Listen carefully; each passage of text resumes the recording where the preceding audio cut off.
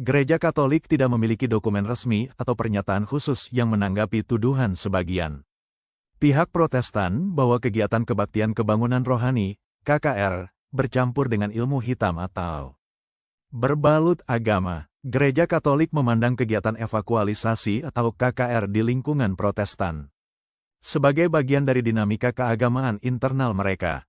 Markus 1 ayat 21, Yesus mengajar di rumah ibadat pada hari Sabat dan orang-orang takjub karena ia mengajar sebagai orang yang berkuasa, tidak seperti ahli-ahli Taurat. Ayat ini menekankan otoritas ilahi Kristus dalam mewartakan kebenaran dan membebaskan manusia. Gereja melihat pengajaran yang benar harus berakar pada Kristus dan kesetiaan kepada wewenang apostolik, bukan sekadar gaya retorika yang memukau. Matius 7 ayat 15, waspada terhadap nabi palsu.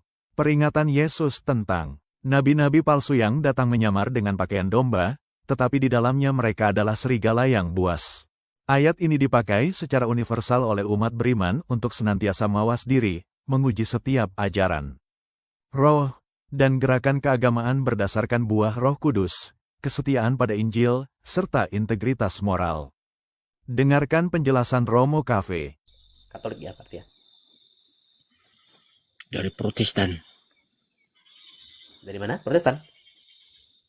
Protestan kata. Dari Protestan. Oh ya, denom mana? Atau Pentakosta. bergereja di mana? Pentakosta. Sama dengan Siniel tadi, Pentakosta. Oke. Pentakosta. Apa yang mau disampaikan? Ya, cuman bangga aja punya teman seperti itu tadi lah. Bangga dan sedikit bisa dia tunjukkan sifat-sifat kami sebagai Protestan. Jadi itulah dia. Saya dukung juga dia itu tadi karena dia bikin malu kami di atas. Oh begitu Saya ya. mau berterima kasih dengan dia. Seolah-olah dia mau bertanya, tapi seolah-olah juga bukan bertanya. Jadi bagaimana nih? Oh, oke. Akhirnya saya sedikit senyum-senyum tadi dari bawah. Ya udahlah, biar aja. Memang begitulah sifat, begitulah karakter kami sebagai orang protes ini. Berarti senyumnya mirip Friska ya tadi pada saat di bawah. Iya. Enggak. Jadi kukira tadi betul-betul dia bertanya karena dia tidak paham. Ya sedikit juga saya mau belajar dengan pertanyaannya itu. Tahu-tahu kayak dia lebih pintar daripada Romo Cafe.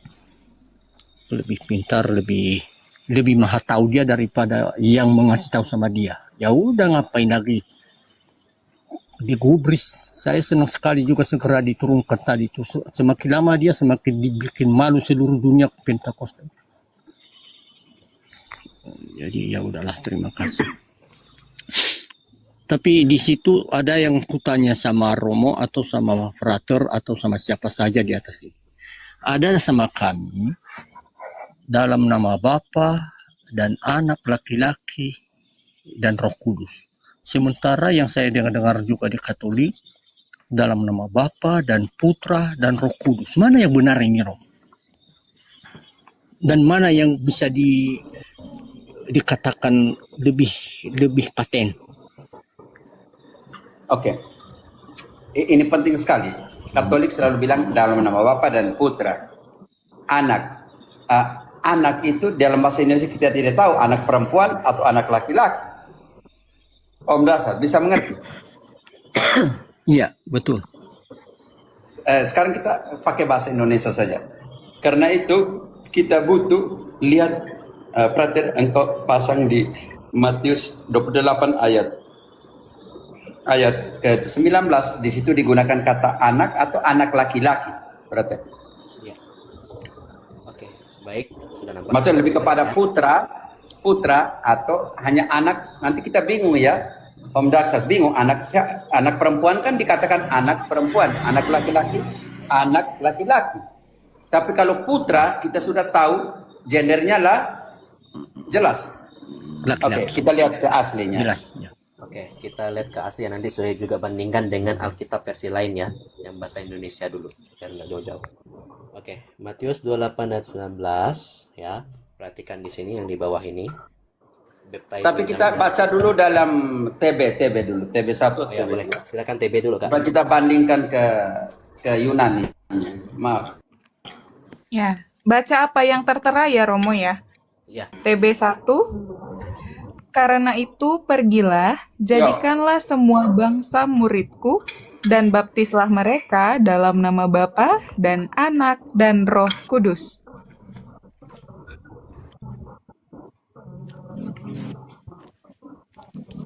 Oke. Yang ini yang Protestan karena terjemahannya Protestan. Oke. Sekarang kita lihat bahasa asli. oke, baik. Ini saya langsung ke Yunaninya ya. Ya, lebih mudah karena bahasa Perjanjian Baru itu yang dipakai adalah bahasa Yunani. Priska, kau siapkan dulu juga Lukas 1:29-30. Nah, tolong diperhatikan di sini ya Pak Dasyat ya. Matius 28 ayat 19. Saya langsung di bagian bawah biar lebih cepat. Baptizontes autos eis to onomato patros kai to huio kai to hagio pneumatos. Nah, di sini ada kata huio, kai to huio. Saya klik. Ini huio, ini kata benda dalam segi gender bahasa karena bahasa Yunani menggunakan gender, menggunakan jenis kelamin, makanya di sini disebut maskulin. Definisinya pengertian ya, descendant, putra pertama atau son, seorang anak laki-laki. Ya, a son, anak laki-laki. Ya. Nih. Kalau tidak percaya saya buka di ininya, morfologinya maskulin ya. Ini berarti cowok. Nih, laki. Singular. Enggak. Ya. Bisa paham di sini Paman Dasyat? Oke, paham. Om Dasat bisa mengerti. Sekarang kita lihat pembandingnya apa kata Gabriel kepada Maria. Lukas 1 ayat 29. Maria terkejut mendengar perkataan itu, lalu bertanya di dalam hatinya, apakah arti salam itu? Kata malaikat itu kepadanya, jangan takut, hai Maria, sebab engkau beroleh kasih karunia di hadapan Allah. Sesungguhnya engkau akan mengandung dan akan melahirkan seorang anak laki-laki. Haleluya. Apa? Dan akan melahirkan seorang anak laki-laki. Dan Di kitab suci bilang, diterjemahkan di Indonesia, anak laki-laki. Perhatian kau di tolong bantu. Itu 31 30. 31. Perhatian. Lukas 1:31. Ya. Lukas Di interlinear. 21. Ya. Kai ido sulemse en gastri kai texe Sama tidak tadi yang huion. tetap sama tadi? Tidak. Sama. Asan. Sama. Huion. The Son. Oke, Om Dasar bisa mengerti dan engkau akan melahirkan seorang anak laki-laki. Laki-laki. Iya. Dalam nama Bapa dan anak, orang tanya yang mana perempuan atau laki-laki ini secara biblis. Bisa mengerti ya pada saat. Bisa Romo. Karena itu di dalam Spanyol sangat jelas. En nombre del Padre del Hijo. Hijo. O-nya itu katakan anak laki-laki. Kalau hija, A, anak perempuan. Secara biblis tentang Yesus selalu dikatakan Hijo, O.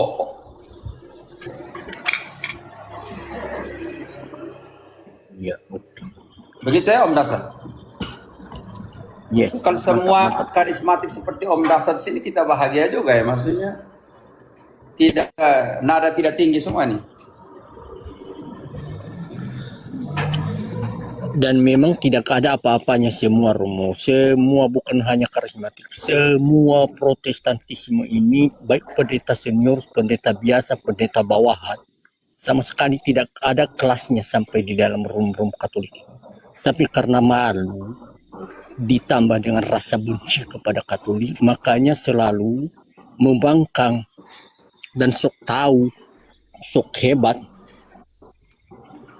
Kalau aku betul-betul saya tahu bahwa sama sekali tidak ada levelnya di dalam Katolik ini orang-orang yang naik-naik itu.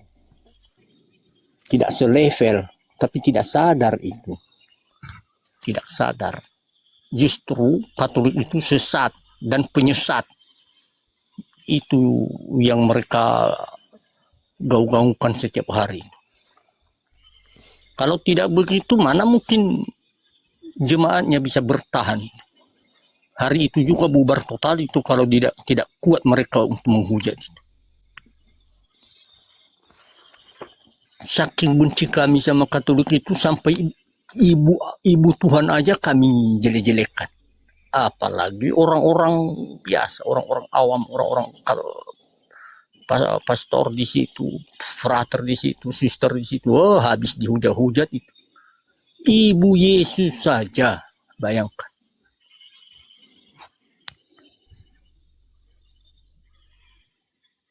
Itu makanya saya heran.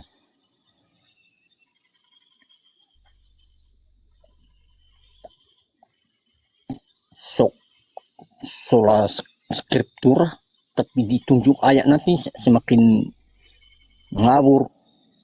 Apa bukan bikin malu aja kita itu. Padahal sok ayat semua.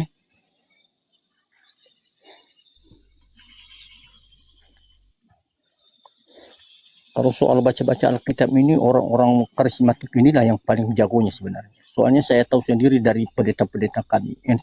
Dari pendeta kami aja kurasa ada ribuan kali dia mau bolak-balik dari Kejadian sampai Wahyu membaca Alkitab itu. Tapi bila ketemu dengan Romo, benar-benar nggak ada lagi nilainya. Tengok dari bawah. Janganlah, kadang-kadang kita ini sama-sama lah, maksud kita sama-sama baca kita. Enggak, nampak sekali Romo. Nampak sekali Romo. Kami orang-orang awam ini, jemaat-jemaat yang tidak karu-karuan ini bisa juga menilai walaupun hanya sebatas kemampuan kami. Tapi bisa kami menilai orang yang sudah mantap menjelaskan dengan orang yang hanya tahu apa ya, tahu menghujat aja lah, atau sekedar membentengin aja supaya jangan sampai bocor lah. Tapi semakin dibendung semakin bocor juga, jebol. Janganlah, jangan. Engkau ini. Nah, selama ada di TikTok ini Romo, yang saya tahu saya dari Surabaya dulu, dari 2022-23 lah. Di situ sudah mulai hancur total semua apanya. Semangat daripada pendeta-pendeta. Saya tahu sendiri karena saya dari dalamnya. Semangat menginjil mereka sudah turun drastis. Maaf aja kalau mereka dengar saya ngomong ini, betul-betul saya rasakan. Ya, kalau tidak Semangat salah, KKR. Om Dasat juga pernah menjadi bagian penting. Kalau tidak jadi presbiter atau penatua, tidak saya pernah. Kalau nggak salah ya. Istilahnya hanya melayani sedikit di gereja loh. Enggak, memang sering dipakai saya. Istilahnya sama kami di sini di Pentakosta ini, pemimpin pujian boleh, pedoa syafaat boleh sedikit. Itu aja lah. Jadi nampak sekali ketidakberisinya itu. Semangat KKR sudah turun sekali. Dulu sebelum TikTok ini, berapi-api itu. Kadang didatangkan dari Jakarta di kepulauan Mentawai ya. Dari Jakarta, dari pokoknya yang sudah ternama. Pertanyaan mungkin singkat. Itu sebenarnya motivasi dari KKR itu apa? Kebangunan rohani, benar-benar bangun rohaninya atau bagaimana? Ya kalau kita lihat juga di lapangan memang kadang-kadang orang yang kayak kerasukan nanti itu Romo ya. Kerasukan yang sudah mungkin dia punya ilmu-ilmu hitam atau banyak sekali masa lalunya yang membuat dia baru sadar. Memang kayak, tapi entah sengaja ditolak atau bagaimana sampai jatuh juga ya Romo ya. Saya tidak begitu perhatikan kali juga. Ya, tapi jatuh orangnya dan kayak kecacingan panas itu. Oh begitu lagi. Tolak-tolak ya Pak, tolak-tolak. Enggak tahu juga entah ditolak tadi, tapi yang jelas karena sudah entah karena kepenuhan Roh Kudus saya tidak tahu ya Romo ya. Tapi kebanyakan jatuh. Makanya nanti siap-siap di sana nanti pembantu pendeta-pendeta yang hebat itu untuk menahan dari belakang. Apalagi kalau perempuan ya harus siap-siap ibu-ibu yang sudah mulai gemetar itu harus siap-siap di sekitar itu untuk menahan. Tapi Jangan sampai mereka yang kepalanya. menerima itu harus buka matanya atau tutup matanya. Tutup mata dalam keadaan berdoa juga memang Romo. Dalam keadaan menyembah haleluya haleluya haleluya haleluya. Ya, jadi semua jadi ikut terpesona ya. semua kan. Itu mainnya di emosi atau mainnya di mana Pak? Ya, dan jadi diiringi dengan musik. Ya. Oh emosi ya. Akhirnya bertalu-talu juga musiknya itu semakin hebat musiknya. Kencang. Semakin dikencangkan musiknya, kencang juga yang membawa mic-nya itu, mikrofonnya itu supaya suaranya lebih menggelegar. Terpengaruhlah semua nanti jemaat situ. Om pernah jatuh tidak Om Dasat? Tidak pernah jatuh. Enggak bisa. Nggak bisa. Soalnya saya tidak sama sekali enggak terpengaruh juga Romo, sungguh. Ada sama kami di sana doa 10 malam Romo ya, doa 10 malam kalau didoakan. Pentakosta ya. Iya, 10 malam bertutur itu. Setelah kenaikan kan ada istilah itu entah doa novena ya kalau di Katolik ya, tapi sama kami 10 malam. 10 malam. 10 malam berturut sebelum penerima Roh Kudus, percurahan Roh Kudus. Oh, itu seperti 10 hari sebelum kedatangan Roh Kudus Yesus naik ke surga itu ya, 10 hari. Ya, itu di dia. sana ada juga istilah itu 10 hari. Iya, harus berdoa terus dari sekitar 2 jam lah.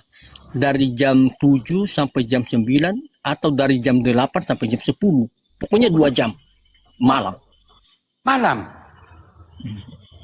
Iya. Oh, gitu. Maaf ya, saya di sana nanti teman-teman kita tidak pernah tahu prakteknya seperti apa. Jadi saya tanya ini bukan karena apa. Memang saya kaget juga. Iya, memang begitu ceritanya, begitu prakteknya dan bukan hanya teorinya. Memang saya sudah tetap ikut di dalamnya, saya aktif di dalam. Tapi untuk kerasukan Roh Kudus itu tidak pernah. Tapi jangan dulu, engkau menggunakan pernyataan kerasukan Roh Kudus, saya tambah bingung lagi nih.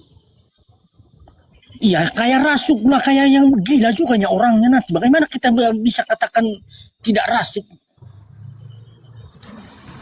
Kalau menggelempar itu bagaimana? Kayak ayam yang sudah dipotong leher lalu dilepaskan kan sayap ayam itu bermati kan Begitu.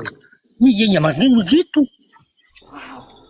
Iya, maksudnya pernyataan ini saya jadi bingung karena Bapak dipenuhi dengan Roh Kudus atau dirasuki dengan Roh Kudus. Menurut Bapak yang mana yang benar nih? Dirasuki ya? Ya memang kata halusnya, kata baiknya dipenuhi. Tapi karena tidak tahu kita juga ya nggak tahu kita ya terpaksa saya katakan kerasukan setan kan. Oh begitu. Karena bahasa itu yang tidak saya tahu ya mau tidak mau saya katakan kerasukan bahasa roh. Tapi Om Rasa tidak pernah bahasa roh tuh? Tidak, karena saya tahu bahwa itu bukan bahasa roh itu dulu sama orang-orang yang di Yerusalem itu. Itu mereka bisa berbahasa orang lain, bukan dipengaruhi dengan kerasukan roh. Jadi makanya saya anggap aja ya udahlah biar orang itu yang mengalami itu, tapi aku tidak mengundang kerasukan roh itu. Saya tidak perlu. Soalnya tidak bisa saya jelaskan nanti. Maunya kalau tahu kita Di itu dalam harus 1 bisa, Korintus harus ada yang 14 menjelaskan. di 1 Korintus 14 bilang begini, kalau kau tidak bisa menjelaskan, lebih kau tidak usah bahasa roh. Iya, itu dia. Jadi kata Paulus, lebih bagus satu kata atau 5 kata daripada beribu-ribu kata tapi nggak ada arti. Ya, jadi itu kalau lama-lama kan nggak ada arti. Apa Oh, lama-lama? bunyi begitu macam yang Iya, iya. ayam tadi yang Iya, begitu ya. iya, yang dari kerokongan. Jadi bagaimana ini? Ya udah, jangan tiru-tiru. Ngapain saya tiru-tiru itu? Jangan sampai mereka Kalau berdoa punya aja. masalah dengan tenggorokan, Pak. Iya betul, sampai tidak bisa, parah betul. Nanti kalau yang hebat-hebat itu sampai 2 hari 3 hari sudah tidak bisa ngomong lagi. Itu udah parah kali kerokongan itu. Oh, berarti Roh Kudus sangat penuh sampai 2-3 hari tidak bisa ngomong lagi karena tercekik. Iya, udah lebih daripada yang batuk lagi. Udah parah kali. Jadi saya tidak ejek, cuman saya heran kok bisa mereka dapat, ya saya enggak. Dan saya pun tidak iri hati kepada mereka yang melakukan itu, biar aja, ya itulah karunia mungkin sama mereka. Lebih bagus kerasukan Roh Kudus daripada kerasukan setan juga kan ya Romo. Kalau kerasukan setan mungkin parang yang diambilnya atau pedang ya dia tebas kita ya, udahlah lebih bagus ya. Biar aja. Kalau kerasukan Roh Kudus ini paling dia tergeletak lalu ke tangannya nggak tenang, di situ dia pukul lantai entah bagaimana, dia tampar dinding mungkin di situ, ya terserah lah. Oh, ada. Oh ya, begitu ya. Jatuh, banyak yang jatuh, Pak. Ada. Iya, ada. Kadang-kadang kalau dekat kita dengan orang-orang macam itu memang nggak sadar dia, entah dia tendang kita, entah dia bagaimana. Makanya kalau Berarti sudah jangan sempat terlalu dekat terjadi dengan mereka pada yang jatuh doa, juga. soalnya kuat kali tangannya, kakinya bisa saja dilibasnya kita. Jadi kadang-kadang nanti menurut analisa, orang-orang seperti ini yang jatuh, yang teriak dan semua itu, mereka dalam posisi psikologis itu sangat kuat. Mereka punya gangguan psikologis, luka batin dan lain sebagainya. Mengekspresikan dengan cara seperti itu, teriaklah apalah itu. Ya bisa jadi dong. Lebih kepada gangguan psikologis daripada spiritual. Bisa jadi sebenarnya, Rom. Bisa jadi. Soalnya orang-orang yang kena ini juga pernah juga bersaksi nanti bahwa banyak sekali gangguan yang menghimpit hidupnya, sehingga dia mungkin meluapkan doanya itu dengan gaya musik tadi kan, akhirnya bisa jatuh dia. Ya, tapi kalau kerasukan Roh Kudus itu kurasa nggak masuk akal ya. Ya, karena Roh Kudus buat orang baik, orang bahagia. Ya. Ini jingkrak ya, Pak? Betul. Oh, kita buktikan secara biblis apa yang membuat orang jingkrak di tempat ibadah. Tinting bantu dulu. Markus 1 ayat 21 dimulai. Kita nanti di sini Pak Dasat kita buktikan bahwa orang jingkrak, orang goyang-goyang itu lebih kepada pengaruh apa secara biblis? Roh Kudus atau apa? Karena menurut saya, ketika hari Pentekostes di Kisah 2, semua orang berbahagia, bisa mengerti. Seruan pertobatan bukan buat orang jingkrak-jingkrak. Kita buktikan yang membuat orang jingkrak ini siapa? Markus 1 ayat 21. Mereka tiba di Kapernaum. Setelah hari Sabat mulai, Yesus segera masuk ke dalam rumah ibadat dan mengajar. Mereka takjub mendengar pengajarannya, sebab ia mengajar mereka sebagai orang yang berkuasa, tidak seperti Yesus masuk ke rumah ibadat dan mulai mengajar. Dan semua orang takjub karena dia mengajar dengan penuh otoritas. Lanjut. Tidak seperti ahli-ahli Taurat.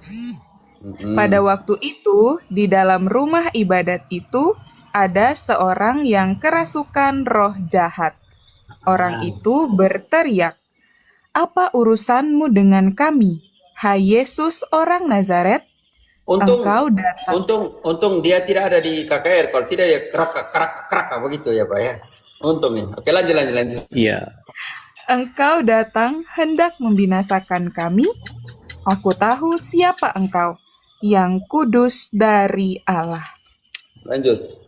Tetapi Yesus menghardiknya, katanya, "Diam, keluarlah daripadanya." Roh jahat itu menggoncang-goncang orang itu, dan sambil menjerit dengan suara nyaring, ia keluar daripadanya. Mereka Om semua Dasat, takjub. Om Dasat, apa bedanya yang kalau KKR yang jingkrak jerit-jerit dengan pengalaman Yesus ini? Apa bedanya? Kurasa sama ya Romo ya. Sama. Mungkin karena dia sedang kerasukan roh jahat tadi. Roh jahat ya mungkin. Makanya dia teriak kerek begitu. Entah masuk akalkah dia tadi khotbah itu lalu dibawa dalam doa, ya bisa jadi bisa jadi jatuh atau bagaimana lah, sehingga Berarti KKR sama dengan tempat mengeluarkan roh jahat. ya karena kebangunan rohani, Oke. dibangun rohani lagi, bisa jadi, sehingga banyak juga orang yang mengalami mujizat di sana. Oh. Tapi kitab suci bilang guru-guru palsu, nabi-nabi palsu buat mujizat. Bagaimana menurut Bapak? Ya bisa jadi memang karena istilahnya mereka semua punya kuasa juga kan. Ya, Tapi sekarang soal kita buktikan berikutnya nanti nabi-nabi ya. palsu nabi-nabi palsu usir setan. Oke. Inting Matius 7 ayat ke-15. Matius 7 ayat 15. Waspadalah terhadap nabi-nabi palsu yang datang kepadamu dengan menyamar seperti domba. Tetapi sesungguhnya mereka adalah serigala yang buas. 21. Bukan setiap orang yang berseru kepadaku, Tuhan, Tuhan, akan masuk ke dalam kerajaan sorga, melainkan dia yang melakukan kehendak Bapakku yang di sorga. Pada akhir zaman, nabi palsu teriak kepada Tuhan Allah ayat 22. Pada hari terakhir, banyak orang akan berseru kepadaku, Tuhan, Tuhan, bukankah kami bernubuat demi namamu, dan mengusir setan demi namamu, dan mengadakan banyak mujizat demi namamu juga?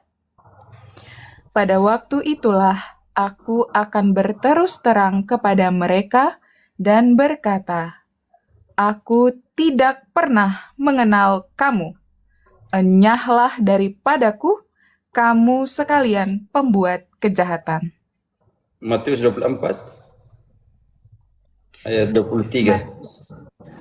Matius 24 ayat 23. Pada waktu itu, jika orang berkata kepada kamu, lihat, Mesias ada di sini, atau Mesias ada di sana, Orang tentang jangan Mesias palsu. kamu Mesias palsu dan nanti ayat itu berbicara tentang Mesias palsu dan nabi palsu. Lanjut.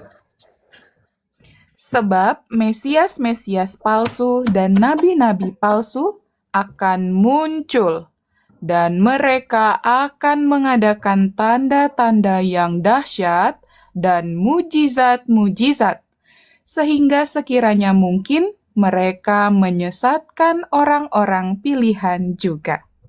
Yesus bilang, aku telah mengatakannya. Seperti begini. Camkanlah, aku sudah mengatakannya terlebih dahulu kepadamu. Jadi, apabila orang berkata kepadamu, lihat, ia ada di padang gurun, janganlah kamu pergi ke situ. Atau, lihat, ia ada di dalam bilik, janganlah kamu percaya. Bagaimana dengan mereka-mereka ini mengekspresikan dengan apa? Matius 6 ayat 5. Matius 6 ayat 5. Dan apabila kamu berdoa, janganlah berdoa seperti orang munafik. Mereka suka mengucapkan doanya dengan berdiri dalam rumah-rumah ibadat dan pada tikungan-tikungan jalan raya, supaya mereka dilihat orang. Aku berkata kepadamu, sesungguhnya mereka sudah mendapat upahnya. Om Rasad, di KKR itu mereka doa panjang lebar atau tidak?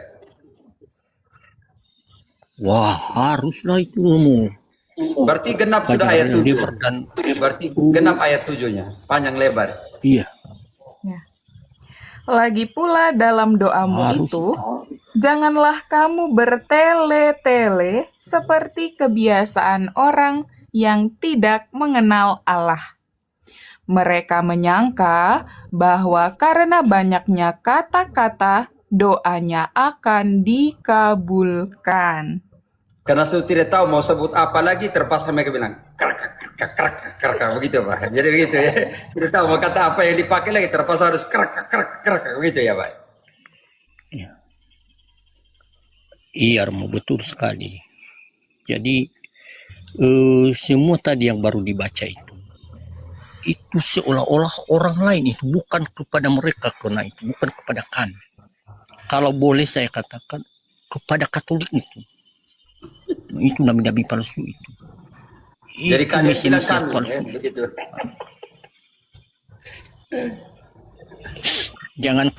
Jangankan tidak langsung, tapi seolah-olah orang lain itu, bukan kita.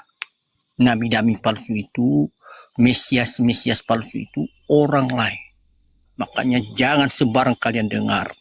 Jangan kesana kalian. Di sinilah jalan yang benar. Di sini ada kemenangan. Jadi akhirnya mau kesana orang Seperti sudah lagu mundur tuh. lagi. Iya ya. Ku menang, Jadi, tarik ulu. na.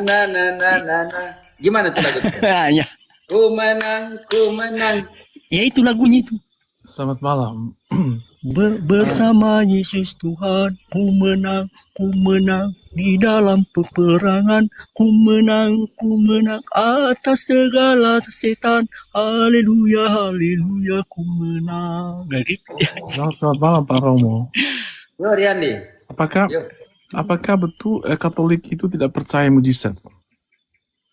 Karena melihat dari Sebentar pemikiran Pak dari mana? Pak dari mana? Pemikiran tadi seperti kayak ada Pak dari mana? Pak asal dari mana? dari iri hati gitu loh, dari kalangan Katolik. Tolong dulu Pak Riyandi, kalau misalnya karena masuk Katolik ke sudah room memberi orang, mujizat. perkenalkan dulu diri, dari mana, asalnya dari mana, dari apa, Karena- dari deno karena saya mana, lihat gitu. orang-orang Katolik itu Jangan memang tidak bisa langsung mujizat. kayak gini, kamu siapa, datang-datang ke sini langsung kayak gitu. Perkenalkan dulu Iri diri, dan dengki sopan, gitu loh, dengan- sopan. Om Riandi yang beri kesaksian di atas ini, Om Daksat ini karismatik, bukan Katolik. Ya, tapi Bapak justru mendukung mengolok-olok mujizat. Tolong Bapak Padahal sebenarnya perkenalkan Oh, diri sebentar, dulu sebentar, ya. Bapak. Sebentar. dalam nama